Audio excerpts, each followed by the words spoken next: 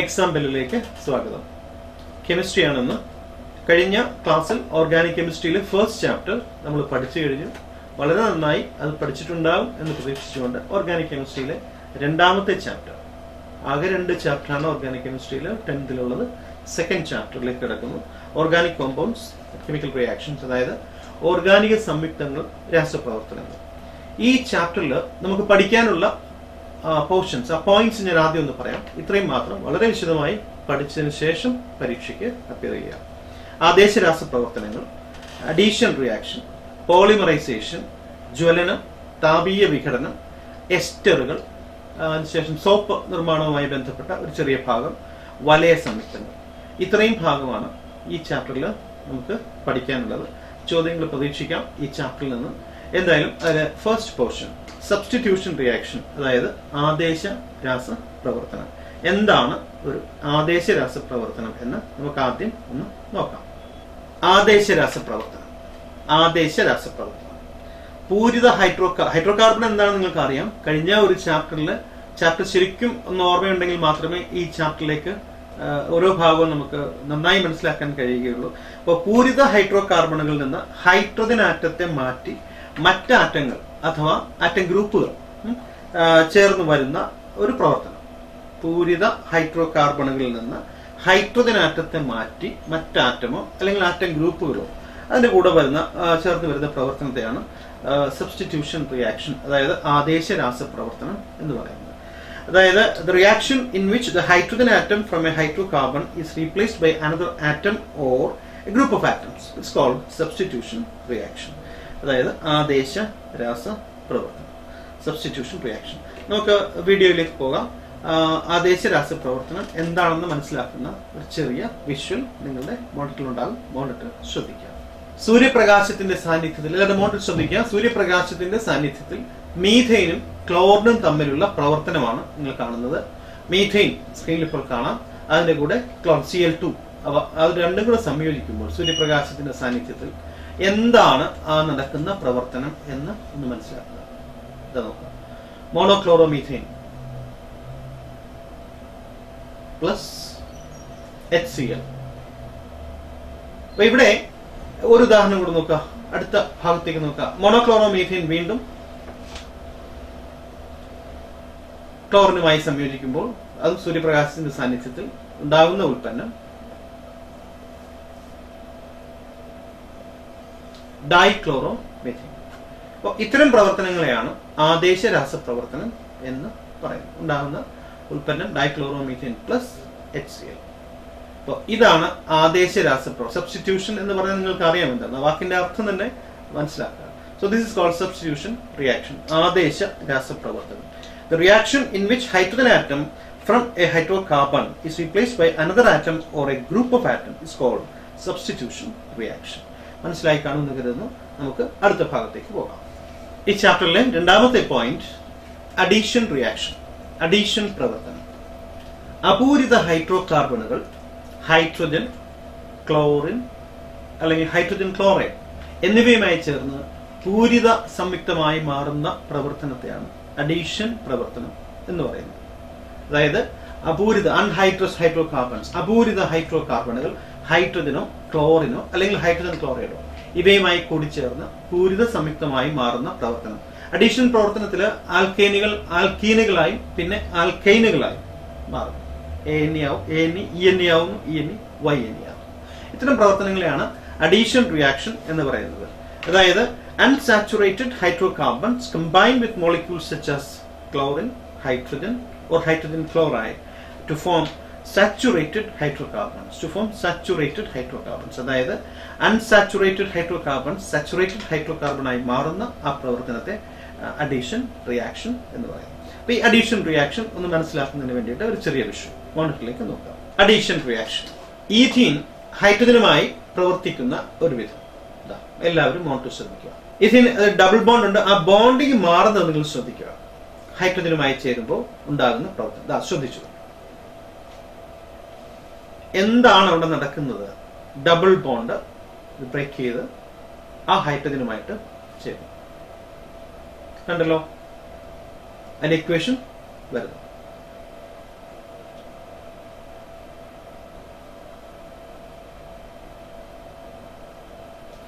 C2H4 plus hydrogen gives C2H6. വ്യക്തമായി കാണുമെന്ന് പ്രതീക്ഷിക്കുന്നു. ദ്വിബന്ധനം ഏകബന്ധനമായി മാറിയ പ്രവർത്തനം. ഒന്നാമത്തെ റിയാക്ടൻസിൽ ആദ്യത്തേത് ഈഥീൻ ഡബിൾ ബോണ്ട് ആണുള്ളത്, അത് സിംഗിൾ ബോണ്ടായി മാറും. അപ്പോൾ ആ നിർവചനവുമായി സാറ്റിസ്ഫൈഡ് ആയി. So this is called addition reaction. എല്ലാവർക്കും അത് ക്ലിയർ ആയി കാണും. ഒരു എക്സാമ്പിളിലൂടെ നോക്കുക. ഒരു ത്രിബന്ധനം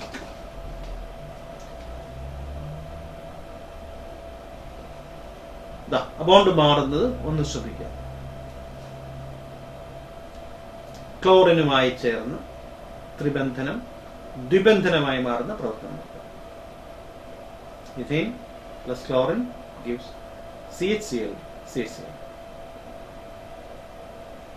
ആ പ്രവർത്തനം വളരെ വ്യക്തമായി മനസ്സിലാക്കുക.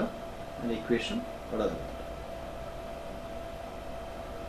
ബോണ്ടിങ് മാറുന്ന രീതി ശ്രദ്ധിക്കുക.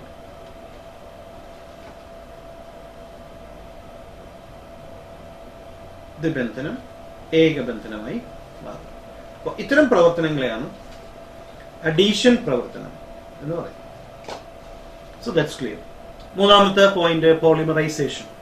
എന്താണ് പോളിമറൈസേഷൻ? അനേകം ലഘു തന്മാത്രകൾ, വളരെയധികം ലഘു തന്മാത്രകൾ കൂടിച്ചേർന്ന് സങ്കീർണ ഘടനയുള്ള വലിയ തന്മാത്രയായി മാറുന്ന പ്രവർത്തനത്തെയാണ് പോളിമറൈസേഷൻ എന്ന് പറയുന്നത്.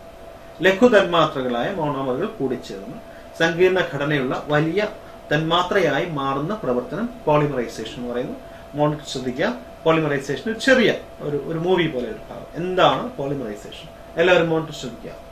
ചെറിയ തന്മാത്രകളെല്ലാം കൂടി ചേർന്ന് ഒരു വലിയ ഘടനയുള്ള തന്മാത്രയായി മാറും. ഒന്നുകൂടെ ഒന്ന് ശ്രദ്ധിക്കുക.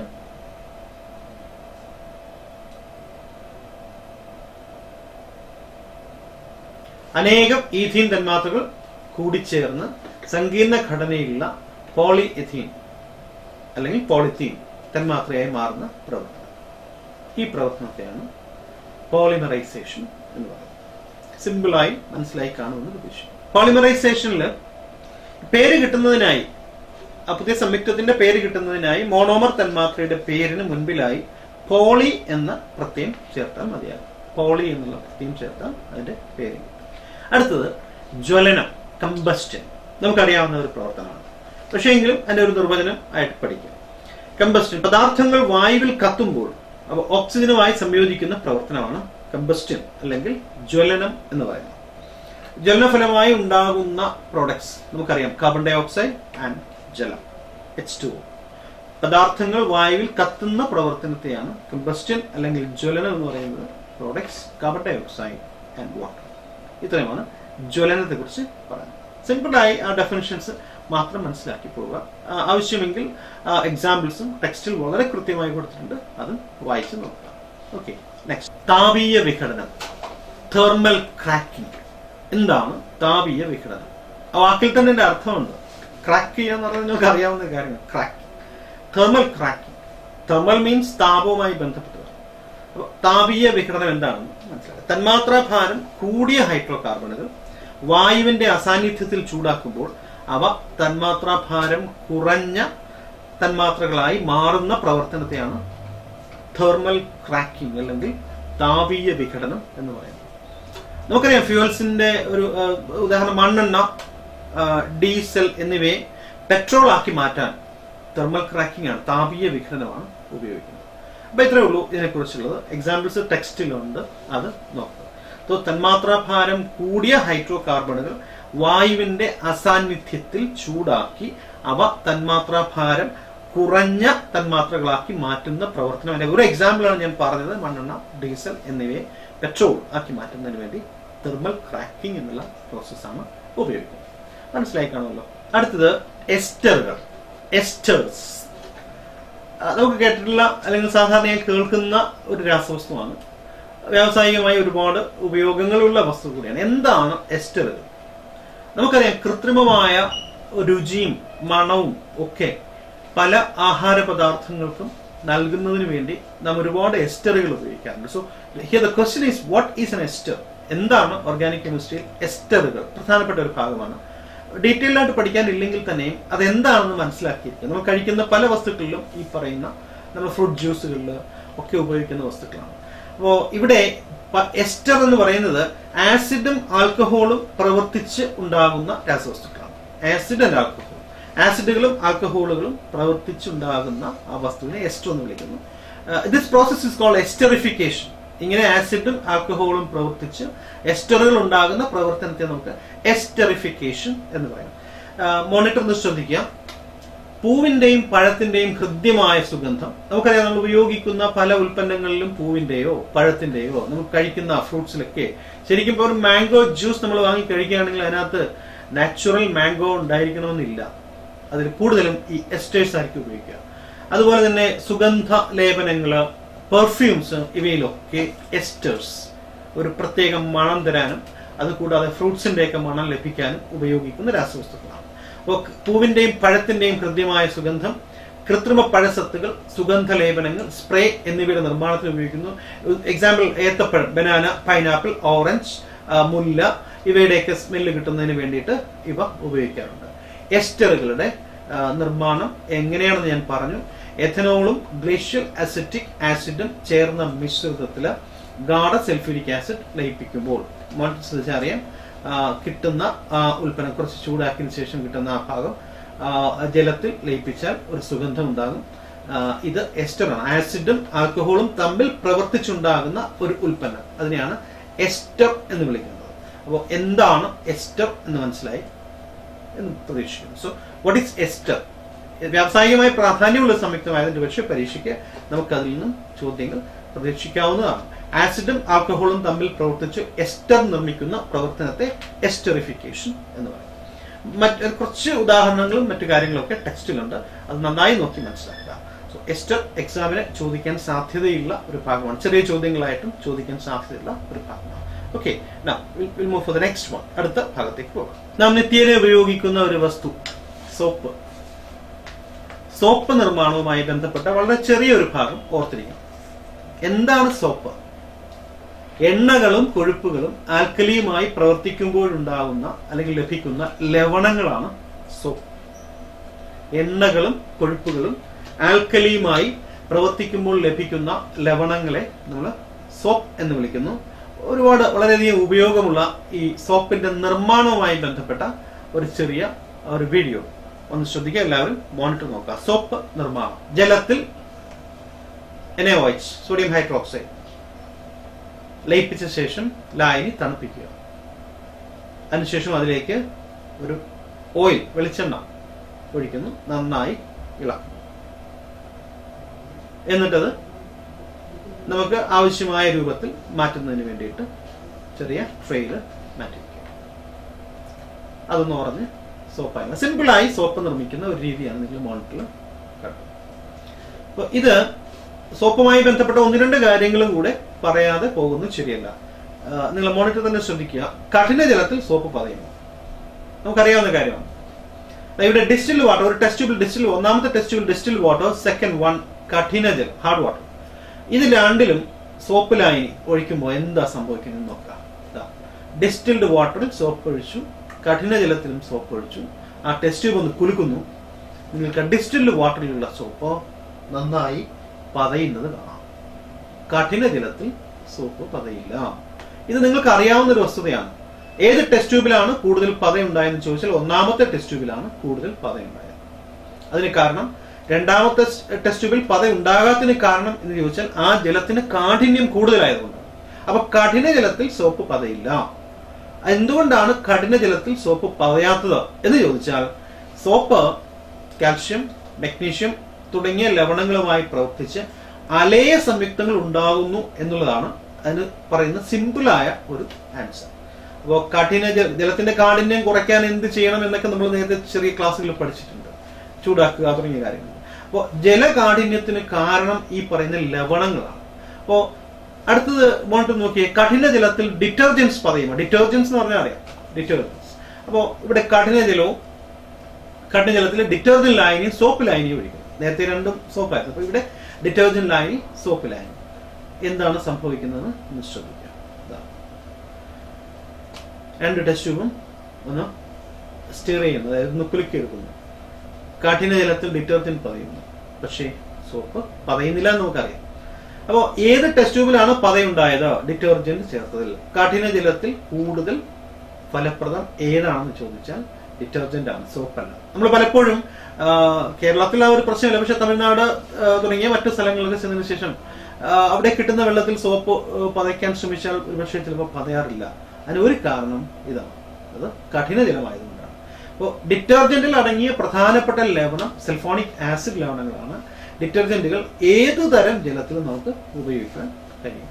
ഇതാണ് സോപ്പ് നിർമ്മാണവുമായി ബന്ധപ്പെട്ട പ്രധാനപ്പെട്ട ഒരു വസ്തുത. ഓക്കെ, ഇനി ആ ചാപ്റ്ററിലെ ഏറ്റവും അവസാന ഭാഗം ചോദ്യങ്ങൾ ചോദിച്ചു കാണുന്ന ഒരു ഭാഗമാണ്. ബെൻസീനൊക്കെ വരുന്ന ഒരു ഭാഗമുണ്ട്. അവിടുന്ന് ചെറിയ ചോദ്യങ്ങൾ എന്തെങ്കിലും ചോദിക്കാം, ചിലപ്പോൾ 2 മാർക്കിന്റെ ചോദ്യങ്ങൾ ഒക്കെ ചോദിക്കാവുന്ന ഒരു ഭാഗമാണ്. ആ ബെൻസീന്റെ ഘടനയൊക്കെ വരയ്ക്കാൻ ചിലപ്പോൾ ചോദിക്കാം, പേര് ഘടനയും അതിനോട് പേരൊക്കെ എഴുതാൻ ചോദിക്കാം. വലയ സംയുക്തങ്ങൾ. അപ്പൊ ഈ വലയ സംയുക്തങ്ങളെ കുറിച്ച് കൃത്യമായ ഒരു ക്ലാസിഫിക്കേഷൻ ഉണ്ട്. അത് മനസ്സിലാക്കാനായി എല്ലാവരും മോണിറ്റർ ശ്രദ്ധിക്കുക. മോണിറ്ററിലേക്ക് തന്നെ നോക്കാം, ഞാനത് വിശദീകരിക്കാം. മോണിറ്ററിൽ ഓർഗാനിക സംയുക്തങ്ങൾ, ഓപ്പൺ ചെയിൻ സംയുക്തങ്ങളെന്നും വലയ സംയുക്തങ്ങളെന്നും, അതായത് ആലിഫാറ്റിക് സംയുക്തങ്ങൾ, റിംഗ് സംയുക്തങ്ങളായിട്ട് ഡിവൈഡ് ചെയ്തിട്ടുണ്ട്. അതിൽ ഓപ്പൺ ചെയിൻ സംയുക്തങ്ങളെ പൂരിതമായിട്ടും അപൂരിതമായിട്ടും, അതായത് ആൽക്കെയിൻ, പിന്നെ ആൽക്കീൻ അത് നമുക്കറിയാം, അങ്ങനെ വിഭജിച്ചിട്ടുണ്ട്. അതായത് കാർബൺ ആറ്റങ്ങൾക്കിടയിൽ ഏകബന്ധനമുള്ളതാണ് ആൽക്കെയിനുകൾ. ആൽക്കീനും നിങ്ങൾക്കറിയാം ദ്വിബന്ധനവും ത്രിബന്ധനവും ഉള്ളതാണ്. എന്നാൽ വലയ സംയുക്തങ്ങൾ പൂരിതവും അപൂരിതവും ഉണ്ട്. അവയെ പറയുന്ന പേര് അലിസൈക്ലിക് ആൻഡ് ആരോമാറ്റിക് ആണ്. അതായത് കാർബൺ ആറ്റങ്ങൾക്കിടയിൽ ഏകബന്ധനമുള്ളവയാണ് അലിസൈക്ലിക്. ആരോമാറ്റിക് അങ്ങനെയല്ല. ബെൻസീൻ അതായത് ഘടനയുള്ള സംയുക്തങ്ങളാണ്. അതായത് ബെൻസിന്റെ ഘടന നമുക്ക് അറിയാം, നിങ്ങൾക്ക് ടെക്സ്റ്റിൽ അത് വരച്ചിട്ടുണ്ട് വിശദമായിട്ട്. ബെൻസിന്റെ ഘടന വരയ്ക്കാനും പറഞ്ഞിരിക്കണം. ബെൻസിൻ വളരെ പ്രധാനപ്പെട്ട ഒരു സംയുക്തം കൂടിയാണ്. അപ്പോൾ ഇത്രയുമാണ് ഓർഗാനിക് സംയുക്തങ്ങളിലെ ഈ വലയ സംയുക്തങ്ങളെ കുറിച്ചിട്ടുള്ള ഒരു വിശദീകരണം. മോണിറ്റർ തന്നെ ശ്രദ്ധിക്കുക, അതിനകത്ത് കുറച്ച് 1-2 ഭാഗം കൂടെ മനസ്സിലാക്കണം. ആലിസൈക്ലിക് സംയുക്തങ്ങളെ കുറിച്ച്, അതായത് ഓപ്പൺ ചെയിൻ സംയുക്തങ്ങളുടെ സ്വഭാവങ്ങൾ പ്രകടിപ്പിക്കുന്ന പൂരിത വലയ സംയുക്തങ്ങളാണ് ആലിസൈക്ലിക് സംയുക്തങ്ങൾ. സൈക്ലോബ്യൂട്ടൈൻ, സൈക്ലോപെൻറ്റൈൻ, സൈക്ലോഹെക്സൈൻ, ഇവയുടെ 3ന്റെയും ഘടന നിങ്ങൾ നോക്കാം. ആ ഘടന ശ്രദ്ധിച്ചാൽ മാത്രം എത്ര കാർബൺ ഉണ്ടെന്നും എത്ര ഹൈഡ്രജൻ ഉണ്ടെന്നും ഏതൊക്കെ രീതിയിലാണ് അവിടെ ആ ബോണ്ടിങ് വരുന്നത് എന്നും ഒന്ന് ശ്രദ്ധിക്കാം. ഇനി ഇവയെ പേര് വരാനുള്ള സൈക്ലോ പ്ലസ് പദമൂലം പ്ലസ് എയിൻ ആ രീതിയിലായിരിക്കും പേര് വരിക. ആരോമാറ്റിക് സംയുക്തങ്ങൾ എന്ന് പറയുന്നത് ഓപ്പൺ ചെയിൻ സംയുക്തങ്ങളിൽ നിന്നും തികച്ചും വിഭിന്ന സ്വഭാവം കാണിക്കുന്നതും പ്രത്യേക സുഗന്ധത്തോടു കൂടിയതുമായ അപൂരിത വലയ സംയുക്തങ്ങളാണ് ആരോമാറ്റിക് സംയുക്തങ്ങൾ എന്നറിയപ്പെടുന്നത്. അപ്പോൾ ആരോമാറ്റിക് സംയുക്തങ്ങളിൽ ഏറ്റവും പ്രധാനപ്പെട്ടതാണ് ഞാൻ നേരത്തെ പറഞ്ഞ ബെൻസീൻ. ആ ബെൻസീന്റെ ഘടന നിങ്ങൾക്ക് അറിയാൻ കഴിയും. നിങ്ങൾ ആ മോണിറ്റർ ശ്രദ്ധിക്കുക. ഒരു സിംഗിൾ ബോണ്ട്, നെക്സ്റ്റ് ഒരു ഡബിൾ ബോണ്ട്, പിന്നെ സിംഗിൾ ബോണ്ട്, ഡബിൾ ബോണ്ട്, അങ്ങനെ കാർബൺ ഇടയ്ക്ക്, പിന്നെ ഹൈഡ്രജൻ ഓരോ കാർബണിന്റെയും വാലൻസിൽ വരുന്നത്. അപ്പോൾ 2 രീതിയിൽ അത് വരയ്ക്കാം. എങ്ങനെയാണെങ്കിൽ ആ ബോണ്ടിങ് മാറി, ഇപ്പോൾ ഓൾട്ടർനേറ്റ് ആയിട്ട് ആ ബോണ്ടിങ് വരണം. അത് കൂടാതെ അരോമാറ്റിക് സംയുക്തങ്ങളിൽ ബെൻസീന്റെ 1-2 കാര്യം കൂടെ. ബെൻസീന്റെ തന്മാത്രയുടെ ലളിതമായ ഘടന ഒരു പ്രത്യേകതയാണ്, വരയ്ക്കാൻ വളരെ എളുപ്പമാണ്. ഞാൻ നോക്കാം, നിങ്ങൾക്കത് വരച്ച് പഠിക്കണം. ബെൻസീന്റെ ഘടന വരച്ച് പഠിക്കേണ്ട ഒരു ഭാഗം കൂടിയാണ്. വീണ്ടും ഞാൻ പറയുന്നു, ബെൻസീൻ വളരെ പ്രധാനപ്പെട്ടതാണ്. എന്തെങ്കിലും ഒരു ചോദ്യം ആ ഭാഗത്ത് നിന്ന് പ്രതീക്ഷിക്കാം. ആ ഘടന വരയ്ക്കുന്ന രീതി കൃത്യമായിട്ട് നിങ്ങൾക്ക് മനസ്സിലായിക്കണം. 6 വശങ്ങളുള്ള ഒരു ഹെക്സഗൺ ഇങ്ങനെ വരച്ചിട്ട് 1, 2, 3 ആ വരച്ചതിന് ശേഷം ഓൾട്ടർനേറ്റ് ആയിട്ട് നമുക്ക് അവിടെ ഡബിൾ ബോണ്ടും സിംഗിൾ ബോണ്ടും കൊടുക്കാം. അപ്പോൾ ബെൻസീൻ തന്മാത്രയിലെ ഹൈഡ്രജൻ ആറ്റത്തെ ഫങ്ഷണൽ ഗ്രൂപ്പുകൾ ആദേശം ചെയ്യുമ്പോൾ ഉണ്ടാകുന്ന സംയുക്തങ്ങളുണ്ട്. അതാണ് ഏറ്റവും അവസാന ഭാഗത്ത് ടെക്സ്റ്റിലുള്ളത്. അതിൽ നിന്നാണ് പലപ്പോഴും ചോദ്യങ്ങൾ കാണാറുള്ളത്. അപ്പോൾ ക്ലോറിൻ ആണ് ഒരു വാലൻസിൽ വരുന്നതെങ്കിൽ it's called chloro benzene. Monitor നോക്കുക. OH ഗ്രൂപ്പാണ് വരുന്നതെങ്കിൽ അത് ഫീനോൾ എന്നാണ് അറിയപ്പെടുന്നത്. ദാറ്റ് മീൻസ് ഹൈഡ്രോക്സി ബെൻസീൻ ആണ് ഫീനോൾ. NH2 ആണ് വരുന്നതെങ്കിൽ അനിലീൻ, അത് അമിനോ ബെൻസീൻ ആണ്. NO2 ആണ് വരുന്നതെങ്കിൽ it's called nitro benzene. COOH എന്താണ് നിങ്ങൾക്കറിയാം, കഴിഞ്ഞ ചാപ്റ്ററിൽ ഞാൻ വളരെ വിശദമായി പറഞ്ഞതാണ്. Benzoic ആസിഡാണ് COOH. CH3 ആണ് വരുന്നതെങ്കിൽ ടൊളുവിൻ. ഇതിനെക്കുറിച്ചൊക്കെ നിങ്ങൾ ഉയർന്ന ക്ലാസ്സുകളിൽ പഠിക്കും. ഇപ്പൊ ജസ്റ്റ് ആ പേരൊന്ന് മെൻഷൻ ചെയ്ത് പോകുന്നതേ ഉള്ളൂ. അപ്പോൾ അല്ലെങ്കിൽ മീഥൈൽ ബെൻസീൻ എന്ന് പറയും. നെക്സ്റ്റ് SO3H ആണെങ്കിൽ അതാണ് ബെൻസീൻ സൾഫോണിക് ആസിഡ്. അപ്പോൾ ഈ ഭാഗത്ത് നിന്ന് നിങ്ങൾക്ക് ഒരു ചോദ്യം പ്രതീക്ഷിക്കാം. പേരെഴുതാനോ ആ ഘടന വരയ്ക്കാനോ അല്ലെങ്കിൽ ഒരു ഫങ്ഷണൽ ഗ്രൂപ്പ് വരുന്നതനുസരിച്ച് ആ പേരിലുണ്ടാകുന്ന മാറ്റം. ഇത്രയും ഭാഗമാണ് സെക്കൻഡ് പാർട്ട് ഓർഗാനിക് കെമിസ്ട്രിയിലെ രണ്ടാമത്തെ ചാപ്റ്ററിൽ വളരെ പ്രധാനപ്പെട്ടത്. So I think it's clear now. Organic കെമിസ്ട്രിയുടെ രണ്ടാമത്തെ ചാപ്റ്ററും ക്ലിയർ ആയി കഴിഞ്ഞു. ഫസ്റ്റ് ചാപ്റ്റർ വളരെ വിശദമായി ഞാൻ പറഞ്ഞു തന്നിരുന്നു. രണ്ടാമത്തെ ചാപ്റ്ററും ഇപ്പോൾ കഴിഞ്ഞു. ഓർഗാനിക് കെമിസ്ട്രി പലർക്കും പേടിയുള്ള ചാപ്റ്റേഴ്സ് ആയിരുന്നു ഈ പറഞ്ഞ 10ാം ക്ലാസ്സിലെ SSLC പരീക്ഷയ്ക്ക്. പക്ഷെ അത് ഒട്ടും പേടിക്കാതെ തന്നെ കറക്റ്റായി ഓരോ നിർവചനവും അതിന്റെ അനുബന്ധ എക്സാമ്പിൾസ് അല്ലെങ്കിൽ അതിന്റെ ഘടന IUPAC നെയും എഴുതുന്ന ഒരു രീതി കൃത്യമായിട്ടും IUPAC നെയും എഴുതാൻ ചോദ്യം ഉണ്ടാവും. അത് പഠിച്ചിട്ടേ പോകാവൂ. അതിനുശേഷം ആദ്യം മുതൽ ഓർഗാനിക് കെമിസ്ട്രി ഫസ്റ്റ് ചാപ്റ്ററിലെ പ്രധാനപ്പെട്ട പോർഷൻസ് ഞാൻ ഓർമ്മിപ്പിക്കുന്നില്ല. നിങ്ങളത് ഓരോന്നായി പഠിക്കുക. സെക്കൻഡ് ചാപ്റ്ററിൽ നിന്നും എന്തെങ്കിലും ചോദ്യം, 1-2 ചോദ്യം ചോദിക്കാനുള്ള സാധ്യതയുണ്ട്. സോ സാധാരണയായി കെമിസ്ട്രിയിലെ ക്വസ്റ്റ്യൻ പേപ്പർ കിട്ടുമ്പോൾ ചില കുട്ടികൾ പെട്ടെന്ന് ക്വസ്റ്റ്യൻ തുറന്നു നോക്കിയിട്ട് ആദ്യം നോക്കുന്നത് ഓർഗാനിക് കെമിസ്ട്രിയിൽ എത്ര ചോദ്യമുണ്ട് എന്നാണ്. അതിന് കാരണം ചിലരത് ആദ്യം ചെയ്യും, കാരണം it's very easy for them. പക്ഷെ മറ്റു ചില കുട്ടികൾ ആദ്യം നോക്കിയിട്ട് ഓർഗാനിക് കെമിസ്ട്രിയിലെ ചോദ്യങ്ങൾ ഒരുപാടുണ്ടെങ്കിൽ അവർ അപ്പോഴേ ആകെ എന്താ പറയാ അങ്ങ് വറീഡ് ആകും. അതിന്റെ കാര്യമില്ല. ഈ 2 ചാപ്റ്റേഴ്സ് വളരെ സിമ്പിൾ ആണ്. അത് സിമ്പിൾ ആയി തന്നെ ഞാൻ എക്സ്പ്ലെയിൻ ചെയ്തിട്ടുണ്ട്. So all the best for those who are doing SSLC examination, especially organic chemistry എന്ന ചാപ്റ്റർ നിങ്ങൾ കൈകാര്യം ചെയ്യുമ്പോൾ ക്വസ്റ്റ്യൻസ് കിട്ടുമ്പോൾ നിങ്ങൾ ആ ചോദ്യം കണ്ട് വരണ്ടു പോകുന്നു വേണ്ട. നന്നായി നോക്കുക എന്താണ് ചോദിച്ചിരിക്കുന്നത്. നിങ്ങൾക്ക് ഔട്ട് ഓഫ് റീച്ചിലായിട്ടുള്ള ഒരു ചോദ്യം ഒരു കാരണവശാലും ഓർഗാനിക് കെമിസ്ട്രിയിൽ നിന്നും ഉണ്ടാവുകയില്ല എന്ന് മനസ്സിലാക്കുക. നിങ്ങൾക്ക് എഴുതാൻ കഴിയുന്ന പരിധിക്കുള്ളിലെ ചോദ്യങ്ങൾ മാത്രമേ ഓർഗാനിക് കെമിസ്ട്രിയിൽ ഉണ്ടാവുകയുള്ളൂ എന്ന് ഞാൻ ഉറപ്പ് തരുന്നു. നന്നായി വായിച്ച് മനസ്സിലാക്കി കെമിസ്ട്രിയിലെ ഈ 2 ചാപ്റ്റേഴ്സും നന്നായി പഠിച്ചിട്ട് പരീക്ഷ നേരിടുക. So all the best for those who are doing this chemistry, especially organic chemistry. Okay, thank you.